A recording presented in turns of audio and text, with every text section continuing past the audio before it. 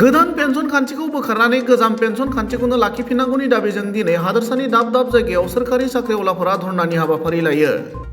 बेबादिनो क'क्राझार जिल्लानि गसाइगाव महकुमानि महकुमा बिजिरसालिनि मावसुमाफोराबो दिनै गोदान पेन्सन खान्थिखौ बोखारनानै गोजाम पेन्सन खान्थिखौनो लाखिफिननांगौनि दाबिजों धर्नानि हाबाफारि लायो।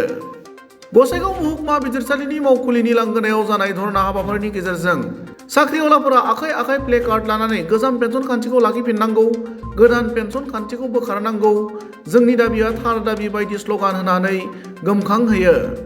आरो बेजों लोगोसे दिनैनि धर्नानि उनावबो सोरखारा गनायनानै लायाब्ला फैबाय थानाय समाव बेनिख्रुइ गोख्रोंसिन सोमावसारनाय हाबाफारि लागोन होनना हुमखि होयो। আজি আমি সদৌ অসম কৰ্মচাৰী ন্যায়িক কৰ্মচাৰী সন্থাৰ আহ্বান মৰ্মে আজি আমি ইয়াত ধৰ্ণা কাৰ্যসূচী পালন কৰি আছো।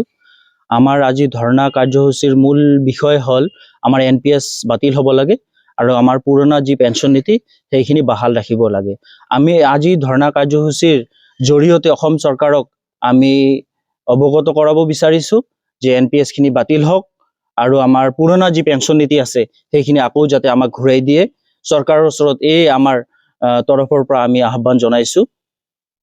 এইখিনি জিন্দাবাদ জিন্দাবাদ জিন্দাবাদ সদৌ অসম ন্যায়িক কৰ্মচাৰী সন্থা জিন্দাবাদ জিন্দাবাদ জিন্দাবাদ NPS বাতিল কৰক বাতিল কৰক বাতিল কৰক NPS বাতিল কৰক বাতিল কৰক বাতিল কৰক